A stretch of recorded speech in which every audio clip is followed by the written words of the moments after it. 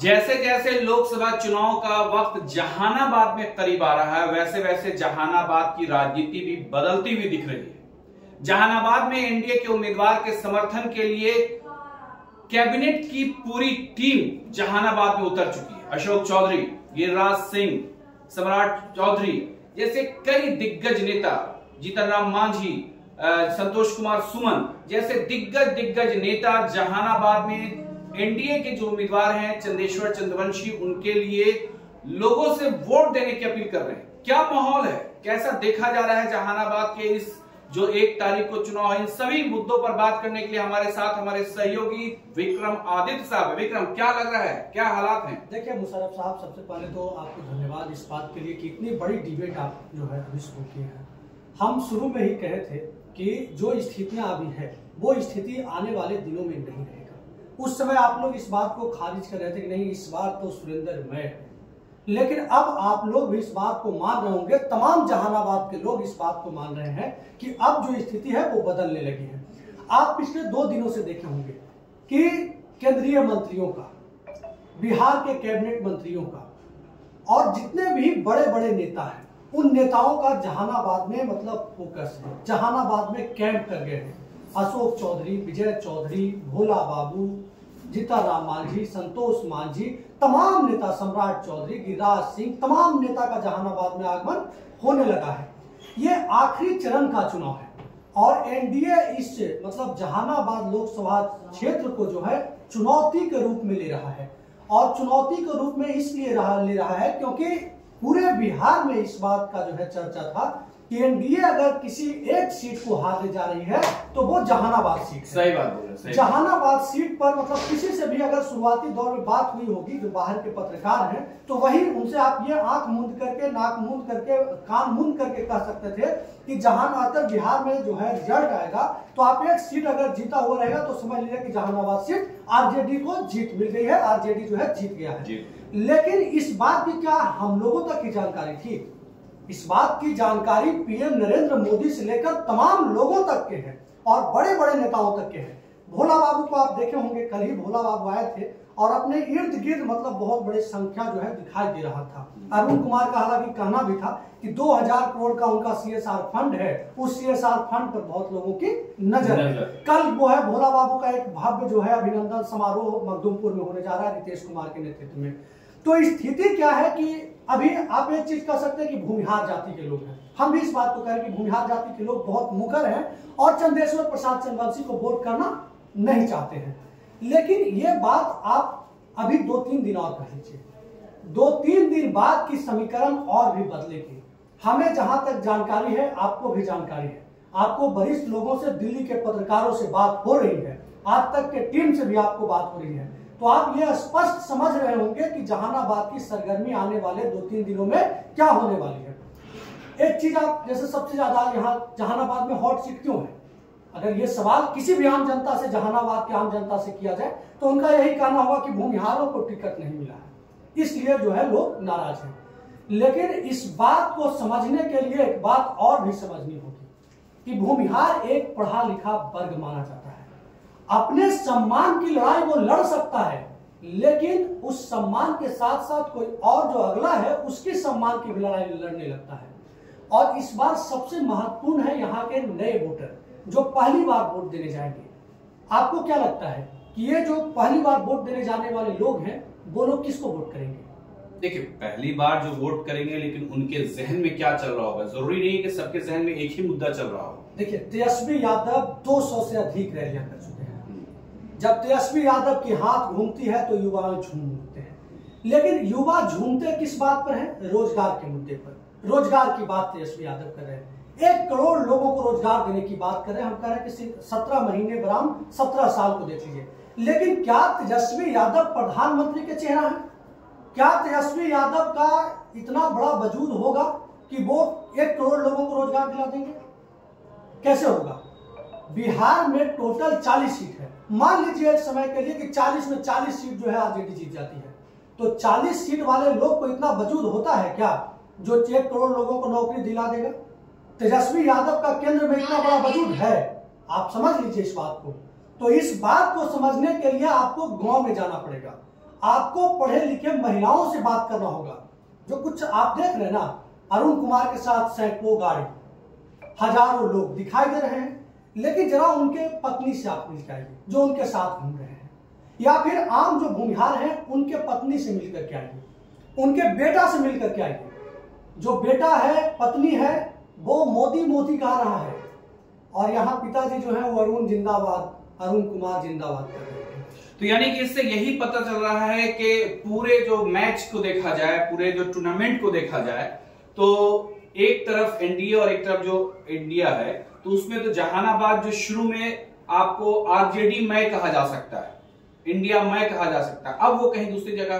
देखिए, आपको एक बात याद होगा, पूर्णिया में तेजस्वी यादव खुले मन से कह दिए थे कि पप्पू यादव को वोट मत कीजिए, या तो आरजेडी को कीजिए या तो एनडीए को। उसका उनको नुकसान उठाना पड़ा। ठीक है, सेम वही कंडीशन है।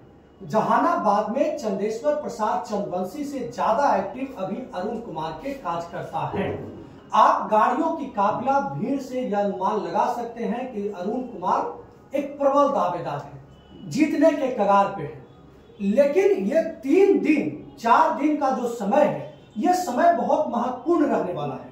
और यहाँ सुरेंद्र यादव बनाम चंदेश्वर प्रसाद चंद्रवंशी की जो लड़ाई शुरू हुई थी, जिस बात को लेकर ये कहा जा रहा था कि चंदेश्वर प्रसाद चंद्रवंशी हवा में उड़ जाएंगे, तो आप ये इस चीज को आप जो है गलतफहमी को निकाल लीजिए। जो भी इस गलतफहमी को रखे हुए हैं, उस व्यक्ति को इस गलतफहमी से जो है निकल जाना चाहिए कि चंदेश्वर प्रसाद चंद्रवंशी हवा में उड़ गया। लेकिन विक्रम जी, एक बात ये भी तो है कि जो एक तबका, एक बड़ा तबका कह सकते हैं, जो चंदेश्वर चंद्रवंशी से नाराज चल रहा है, उसका मुखालफत कर रहा है, वो अरुण कुमार जी को वोट करने के। लेकिन जब बड़े बड़े मंत्रियों का जहानाबाद में दौरा होना शुरू हो गया, और अभी 5 से 6 दिन, आज 24 तारीख है, एक को चुनाव है, यानी कि अभी 8 दिन 7 दिन का अभी आपको वक्फा है, समय है, तो उसमें क्या लगता है कि धीरे धीरे जब लोगों के घर पे मंत्रियों का आना जाना होगा, बड़े बड़े नेताओं का आना जाना होगा, तो क्या लगता है कि इससे लोग मोटिवेट नहीं होंगे? जैसे कल ही भोला बाबू आ गए, जो लोग चंदेश्वर चंद्रवंशी के दफ्तर में नहीं जा रहे थे, जो इलेक्शन का दफ्तर बना है, उसमें कल पहुंच चुके। तो क्या लगता है कि उनके आने से, भोला बाबू के आने से हो गया, अशोक चौधरी के आने से हो गया, सम्राट चौधरी, गिरिराज सिंह हो गए, उसका अभी जो अपने कई बाइट में, अपने कई भाषणों, मतलब जो मीडिया से बात करता है, आनंद सिंह का, जो काफी वायरल हो रहा है कि जब मीडिया वाले लोगों से पूछ रहे हैं कि क्या लगता है कि एनडीए कहा जहाना बिहार में कितना सीट, तो उसमें वो सीधे कह रहा बंदा कि कहीं का तो हमको नहीं पता, लेकिन जहानाबाद का वो लूज कर रहा है। तो क्या लगता है? देखिए, व्यक्तिगत तौर पर हम यह मानते हैं कि अरुण कुमार जहानाबाद के सबसे बेहतर सांसद हो सकते थे, सबसे पढ़ा लिखा सांसद हो सकते थे, और उनके साथ समर्थन भी है। मंत्रियों का आगमन होगा तो आपको क्या लगता है कि पूरा सिस्टम, पूरा तंत्र कहाँ रहेगा? पूरा तंत्र मतलब एनडीए के इर्द गिर्द रहेगा।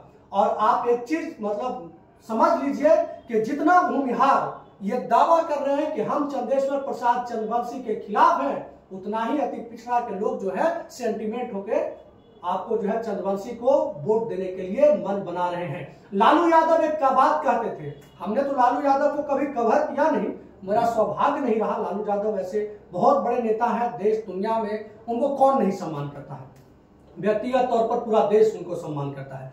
लेकिन लालू यादव एक कहते थे कि मेरे वोट जीन की तरह निकलता है, एकाएक जो है वोट जो है निकलना शुरू होता है और फिर जो है जीत हो जाती है। वो जीत जहानाबाद में भी नजर आ सकती है। मुशर्रफ पानवी जी, आप इस बात को समझ लीजिए, अति पिछड़ा का 5.5 लाख वोट जो है वो बहुत बड़ा मैटर करेगा। और आप मान लीजिए कि भूमिहारों की जितनी सक्रियता है, उतना ही दबे जुबान से अति पिछड़ा जो है एक्टिव है।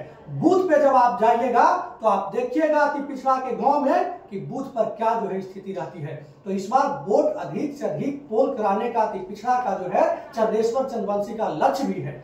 और इस चुनाव जो है, ये चुनाव अभी 2 दिन और देखने वाली बात होगी। आप क्यों, क्या लगता है अनंत सिंह अगर आ जाएंगे तो अनंत सिंह के साथ भूमिहार का एक बड़ा वर्ग नहीं जुड़ जाएगा? एकदम जुड़ेगा। अनंत सिंह को सुनने के लिए लोग यहाँ से मुकामा चले गए हैं। मेरे पास तो दर्जनों भूमिहार की ऐसी तस्वीर है जो यहाँ विरोध में है, लेकिन अनंत सिंह के साथ जो है जाकर के तस्वीर खिंचा रहे थे। तो आप मान लीजिए कि अनंत सिंह की पैरोल की ही बात है। ये चुनाव में क्यों पैरोल मिलता है? जमीनी बंटवारा करना है, घर का बंटवारा करना है, तो मोकामा के क्षेत्र में उनको बंटवारा होना था, ललन सिंह के चुनावी प्रचार में बंटवारा होना था। अरे सब एक ड्रामा है, ये सब सिस्टम का जो मतलब सत्ता का एक दुरुपयोग है। अगर अनंत सिंह आते हैं तो स्वाभाविक है कि जहानाबाद का स्थिति बदलेगा, यहाँ की हवा में एक अलग रूप लेगा। लेकिन सभी चीजों के साथ साथ आपको एक ये भी बता दें कि जो इतनी बात बताई, ओवर कॉन्फिडेंस में आरजेडी देखा जा रहा है। बिल्कुल ओवर कॉन्फिडेंस में आरजेडी है। आरजेडी के कार्यकर्ताओं से आप मिलिए, आरजेडी के नेताओं से मिलिए, विधायकों से मिलिए, कैमरा चालू करके मत मिलिएगा। अगर कैमरा चालू करके मिलेंगे तो सब बोलेंगे कि ऑल इज वेल है, हम लोग सब सुरेंद्र यादव के साथ हैं, लेकिन कैमरा बंद करके मिलिए। अगर कई विधायक आपको सुरेंद्र यादव की शिकायत करते नजर नहीं आएंगे तो आप आइएगा और मुझसे कह दीजिएगा कि हाँ वो शिकायत उनके कार्यकर्ता जो उनके साथ अभी उनसे मेरी बात हुई है ऑफ कैमरा कहा जाए तो उनसे मेरी बात हुई है, तो उनका ये कहना है क्या कि हम यही साथ में मतलब साथ में क्या बताएं, बहुत सारा समस्या है। हाँ, समस्या है। सुरेंद्र यादव के लोगों को घूमने के लिए गाड़ी नहीं मिल रही है, ऑफिस का मैनेजमेंट अच्छा नहीं है, कौन कहाँ वर्क कर रहा है कहना मुश्किल है। हमें कल हम स्टेशन पे थे, करीब रात के 11 बज रहे थे। आरजेडी के एक विधायक भी थे और उनके इर्द गिर्द बहुत लोग थे। विधायक जी गए, लोगों से हम बात किए, लोगों ने यही कहा कि जहां मन कर रहा हो वहां घूम रहे हैं, कोई मतलब हम लोग को कोई रूटीन में काम नहीं हो रहा, क्योंकि सुरेंद्र यादव को इस बात का सबसे शुरुआती दौर से मतलब जानकारी है कि हम चुनाव जीत रहे हैं, और अगर यहाँ चुनाव की हार होती है तो आप मान लीजिए कि ये सुरेंद्र यादव और आरजेडी के ओवर कॉन्फिडेंस की वजह से होगी। क्योंकि जिस तरीके से पिछली बार अत्री को नजरअंदाज किया गया था, उसी तरह से अगर कार्यकर्ताओं को सेंटीमेंट नहीं किया गया, बूथ स्तर पर अगर कार्यकर्ता एक्टिव नहीं हुए, तो आप मान के चलिए कि वोट जो है पोल नहीं। बात सही है कि मैनेजमेंट में कमी है, और आज आप जितने भी नेता से मिल रहे होंगे, आरजेडी के जितने भी समर्थक से मिल रहे, कई लोग जो है आपको वाइट में नजर आ रहे हैं, उन लोग से भी अगर आप पूछ रहे हैं तो ये कह रहे हैं कि हाँ थोड़ा जो है मिसमैनेजमेंट है। तो थोड़ा मिसमैनेजमेंट अगर कोई एक्सेप्ट कर रहा है, मतलब कि समझ लीजिए कि मैनेजमेंट में गड़बड़ी हो रही है। और गया के लोग जहानाबाद के मैनेजमेंट देखेंगे। अरे गया के लोग को क्या मालूम है जहानाबाद के बारे में? जहानाबाद की भौगोलिक जानकारी है उनको। चंदेश्वर प्रसाद चंद्रवंशी पर क्या आरोप लगता है कि जहानाबाद के बलाचक मोड़ बोल दिया तो नहीं जाएंगे, ऊंटा मोड़ बोल दिया तो नहीं जाएंगे, फलाना गांव बोल दिया तो नहीं जाएंगे। तो जो गया के लोग हैं उनको पता है कि जहानाबाद में क्या स्थिति है, जहानाबाद में कौन कितना सम्मानित है, जहानाबाद के कितना कौन वोट कन्वर्ट करा सकता है। और ठीक बात है कि पार्टी लेवल पर चुनाव होता है, पार्टी पे वोट मिलता है, लेकिन आम कार्यकर्ताओं का कोई वैल्यू नहीं है।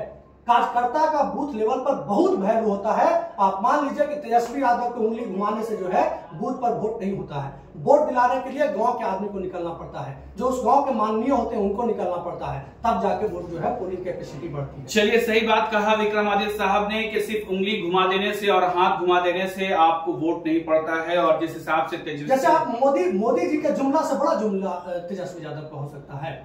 अरे मोदी जी का जुमला 2014 में आप देखे थे ना सर, तो 2014 में जो जुमला था उसके जुमला से ज्यादा बड़ा जुमला हमने तेजस्वी यादव का है।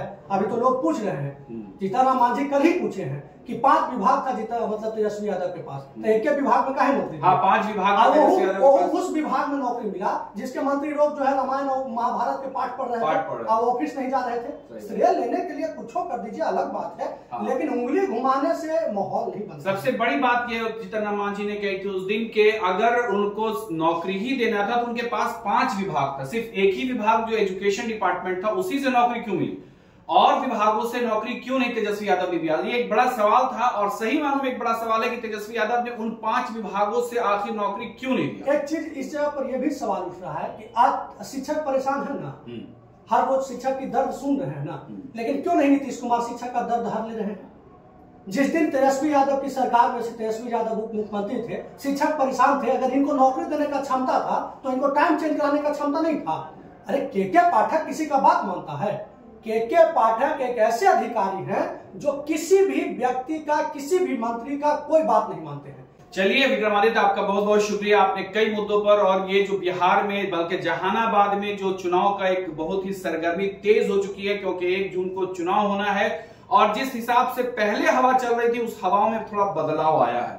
अब बदलाव धीरे धीरे आपको कहां तक पहुंचता है, लेकिन एक आजकल जुमला भी बहुत तेज चल रहा है, फटाफट फटाफट फटाफट। इस पे भी हम एक आपसे बात चाहेंगे, फटाफट फटाफट फटाफट, खटाखट खटाखट खटाखट। एक अट्रैक्शन की बात होती है। आज पूरा मतलब देश प्रधानमंत्री नरेंद्र मोदी के नाम पर चुनाव लड़ रहा है। कोई भी ऐसे उम्मीदवार नहीं है एनडीए के जो प्रधानमंत्री नरेंद्र मोदी को सिरे से खारिज करके अपने दम पे जाए कि हमको चुनाव में जो है, वो तो सब यही कह रहे हैं कि हमको वोट मत दीजिए, मोदी जी को वोट दीजिए। हाँ, उसके पीछे क्या है? क्योंकि देश के लोगों का अट्रैक्शन प्रधानमंत्री मोदी की तरफ है।